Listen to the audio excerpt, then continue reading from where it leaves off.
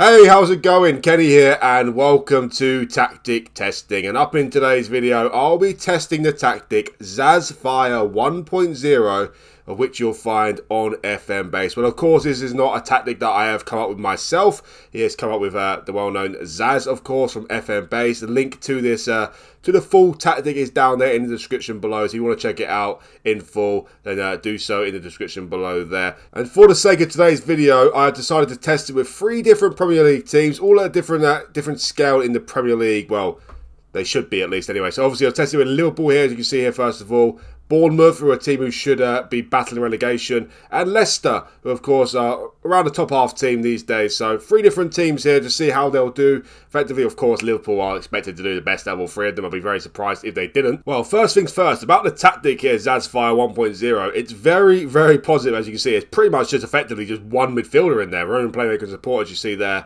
But saying that, you've got 2 inverted wingbacks on attack, who of course will effectively play as midfielders when you go on attack there. So it's a very, very positive formation. Effectively, we've only two centre-backs there at the back there. So I'm expecting lots of goals and lots of goals conceded as well. So, of course, I'll be going on holiday with these tactics as well. And I'll be selecting used current match tactics, of course. Otherwise, it is pointless. And but if you're playing this tactic throughout a season, you're probably going to look to tweak things a little bit in terms of the teams you are playing, of course. I don't think this will work too well away to Man City.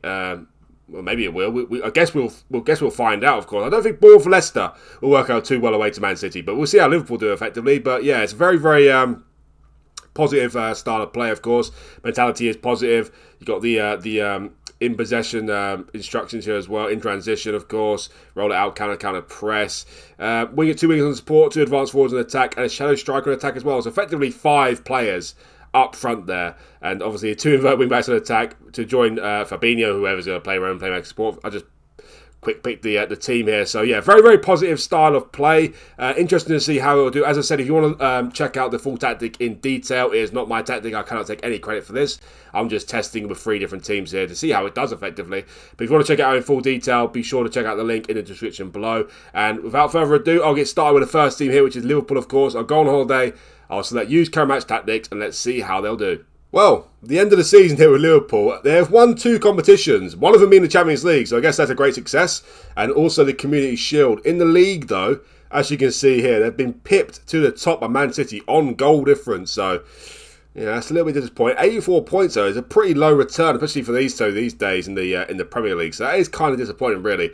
FA Cup knocked down the semi-final with Man United, so I guess it's not too disastrous there. And the Carabao Cup knocked down the 3rd round by Middlesbrough. That's pretty embarrassing. But yeah, they have won the Champions League. I guess we could say they've won the Champions League. So it beat Parthenope, aka Napoli, in the final as well on penalties. It was 3-3 in the final. That's pretty amazing. So they beat, oh my word, top goal scorer Liverpool in the Champions League was Mo Salah with 19 goals in the Champions League. That might be a record.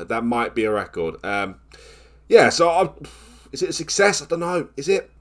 It's got to be a success. They won the Champions League, for goodness sake, so it's got to be a success, really, let's be honest. But pipped to the on goal difference there by Man City in the league. Let's check out the actual teams they lost to as well. Well, top goal scorer in the league, not really a surprise there, really. Erling Haaland with 34 goals. I don't think there's any chance for anyone else to finish top goal scorer, to be honest with you. Mo Salah with 21 goals. I was expecting more goals than that, to be honest. Mo Salah with 21 goals and 15 assists, though. That's pretty amazing, so he's done really, really well. Let's see the teams Liverpool have lost to. They won 26, drew 6, and lost 6. It's exactly the same as Man City. It's got 108 goals as well. I did say I expect a lot of goals with this tactic. It's got 10 against Leicester as well. 50 goals conceded, though, which, of course, is poor. Very poor, actually, for a team whose ambition is to chase the title down. It's very poor. So this tactic seems like, we haven't seen the other 2 yet, of course, but it seems like it's going to be very, very leaky at the back, which you should expect. But 108 goals scored is definitely going to give you a chance going forward, that is for sure. So yeah, lost out on goal difference there. So slightly better defence, and Liverpool won the top. They also lost the final game of the season as well. How devastating is that? So a draw in the final game of the season, they would have guaranteed the title. So that's really disappointing, actually. Lost 6 games. They lost, well, look at the teams. They lost away to Arsenal, Chelsea, Man City, Tottenham, and Newcastle. So, as I said, if you're doing, well, that's great viewing, actually, in my opinion, because as I said, if you're doing this with a normal save, normal career mode, if you tweak things a little bit to some teams, then this could be a really, really successful tactic for you, of course. Because away to Arsenal, Chelsea, Man City, Tottenham, Newcastle, set up in a different kind of way, maybe with the same style, but just a little bit more defensive-minded, I guess. you could easily quite win the league with this tactic by the looks of it, so that's interesting. Also lost at home to Chelsea 2-0. Only lost one game at home, though. Drew 6 games as well. Drew away to Fulham, Aston Villa, Southampton and Man United, and drew at home to Man United and Everton as well. So, yeah, just losing away to the so-called big teams there is the only bit of a disappointment, really. But let's check out the players then. Well, Mo Salah with 47 goals in 57 games definitely stands out. 23 assists as well. So he had 70 goal involvements in 57 games. That is pretty mad. Darwin Núñez as well with 27 goals and 15 assists. Not bad for him at all. Not bad at all. Jota with 17 goals. Firmino with 17 goals as well. Konate with 16 goals. What on earth is going on there? I did set out the set pieces. But what on earth? 16 goals from Konate there. 7 of them in 12 games in the Champions League. How bizarre is that? How very bizarre. But anyway, 16 goals for Konate. Pretty amazing, that is. In terms of assists, obviously, well, Andy Robertson got 18 assists, sorry.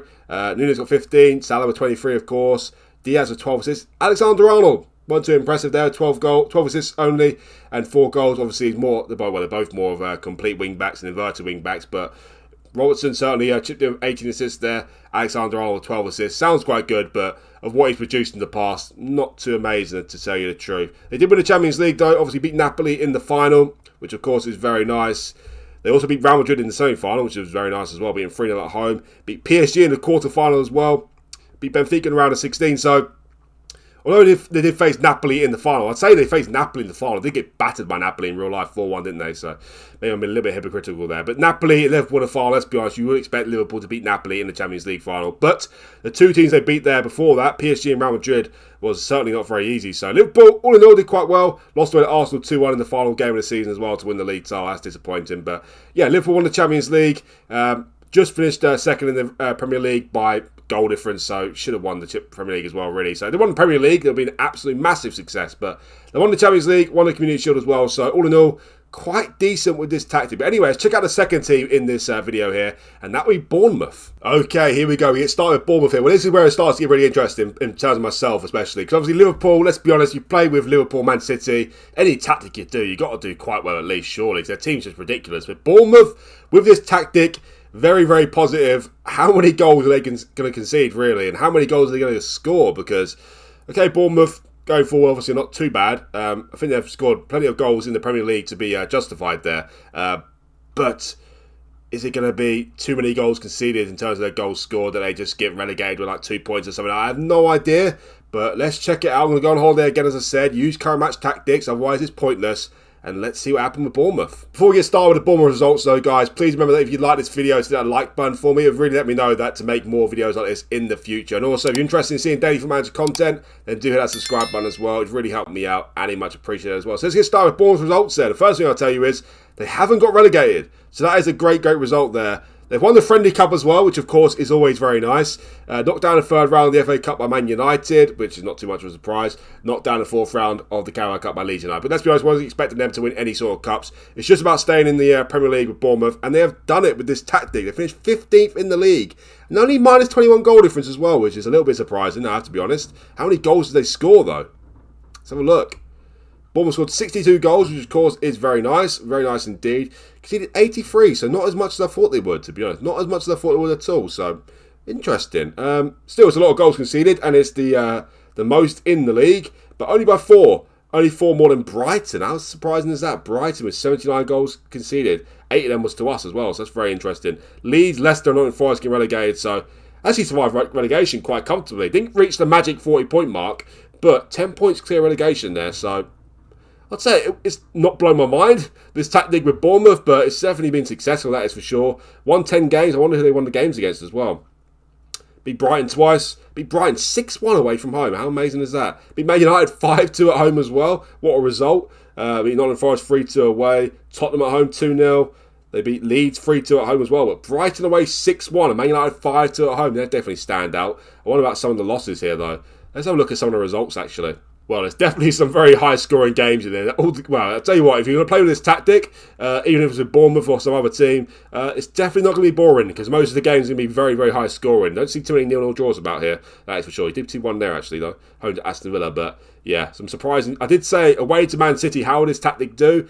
They lost 7-0 away to Man City. But saying that, Bournemouth lost 9-0 away to Liverpool in real life, so I guess we could have lost 7-0 away to Man City, whatever tactic you played, but yeah, I think it's going to leave you very, very leaky at the back, which it sure has done here with Bournemouth and also Liverpool as well. But Bournemouth have set out and done what they expected to do, what their aims are, and that is to survive relegation. They've done exactly that. So, all in all, I'd say it's quite successful, really.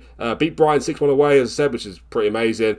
Beat Forest 3-2 away, beat Palace 2 at home there as well. So, all in all, quite successful at Bournemouth, 15th in the league. Who's the top goal scorer at Bournemouth? Well, Solanke got 22 goals, which is a pretty nice return, it has to be said, in the Premier League. Jamal Lowe with 12 goals as well. Kiefer Moore with 10 goals. Only 16 starts for Kiefer Moore as well. 10 goals for Ryan Christie as well. Assists, only one player in the double digits for assists, that is Ryan Frederick. So a little bit of a big gap between the goal scorers with Liverpool and Bournemouth, but that is expected, of course. Got some much better players in Liverpool squad than Bournemouth squad, and also they're playing Champions League football as well and going far in other competitions. But all in all, quite successful with Bournemouth. This did really, really well. What about Leicester then? Will Leicester let the tactic down, or will Leicester continue to impress? Okay, here we are with Leicester. Very interested to see how this will do with Leicester, to be honest. It could be disastrous. You see in the start of the Premier League in real life when Leicester just were not very defensively stable at all. They would get absolutely battered. And Brendan Rodgers was so close to losing his job, but somehow they just turned it around out of nowhere. Now they look defensively very, very solid. Of course, the World Cup is going on now, so we're not really seeing too much of Leicester these days. But yeah, interesting to see how it would do, to be honest, because Leicester look like a team who are very good going forward, but not so good defensively. So interesting to see how it will pan out for them. Anyway, without further ado, let's see how Leicester will do with this tactic. Well, unfortunately, Leicester has let the tactic down a little bit. In case you're wondering, guys, why I have not been sacked with Leicester finishing down in 17th place, that is because I made myself unsackable for the sake of this video here, of course. That's why you see the editing sign up there as well. So I'm 100% sure I would have been sacked at this point with Leicester finishing in 17th place. They just survived relegation by 2 points, which is pretty horrendous. So yeah, I think it's safe to say that Zaz Fire 1.0 does not work out too well with Leicester City, that is for sure. It did work out quite well with Liverpool and Bournemouth, though. Liverpool obviously finishing second by goal difference, effectively, winning the Champions League as well. But as I said, with this tactic as your base tactic and some tweaks in certain games, it could go really, really well. Leicester started off quite decent, though, to be fair. In the first, well, not saying decent, but it looked all right. 8th, 10th, when that period might have shot up that point, but no, it just went completely downhill. And yeah, was a horrendous end of the season by the looks of it. And just survived relegation, as I said, which is pretty horrendous. Knocked down the 5th round by Man City in the FA Cup as well. Knocked down the 2nd round of the Carabao Cup by Wolves as well. So a horrendous season from Leicester standards. Just survived relegation, which is very, very poor.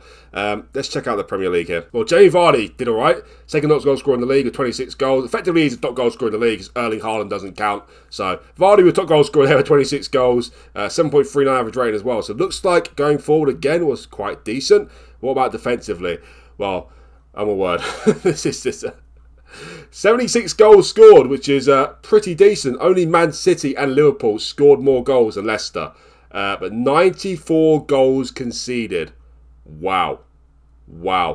10 of those to Liverpool, 10 of those to Man City as well. Wow. Lost away to Liverpool 6-2. Home to Man City 5. Let's check out some of these results here. This is terrible. Oh, it's a good month of September. 3 clean sheets in that month as well. What on earth is going on there? That's very bizarre. Anyway, beat Fulham 7-2 at home. Lost away to Arsenal 4-0. Lost at home to Liverpool 4-1 as well. But again, similar to Liverpool. Of course, Bournemouth as well. But Bournemouth did quite well, really. Set up with this tactic as your base tactic, I guess, and tweak things in certain games. So away to Arsenal 4-0. Home to Liverpool 4-1. Away to Man City 5-3. Away to Tottenham 4-2. There's just no results against the big teams whatsoever here. Beat Newcastle 4-0 at home, which is very nice. Jamie Vardy with 4 goals in that game. But can you consider Newcastle a big club? I don't know. Not just yet, I guess. Away to Man United 3-1 as well. Home to Man City 5-3 in the FA Cup 5th round. Home to Man City 5-3 in the league as well. So that very, very.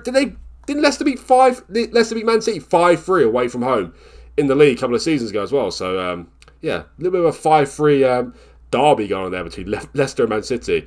Also away to Liverpool 6-2 as well. Home to Everton 4-2. Away to Chelsea 4-3. So yeah, just so many goals with this tactic. For and against is absolutely crazy. So as I say, you're definitely not going to get bored. But maybe it's not the best tactic to set up with Leicester, not judging by this. But I don't know. Obviously, this is not the tactic in full. As I said, you want to check that out in full, go down into the description and it'll take you to the link. And you can look at it yourself. But yeah, with Leicester wasn't too great, it has to be said. In terms of goals, obviously Vardy, second top goal scorer in the league with 28. Daka with 23 goals as well, so those two did really, really well up front together. Daka with 13 assists as well. Maddison, what did he do? Not much from the looks of it, so that's disappointing. But yeah, going forward with Leicester, rather good.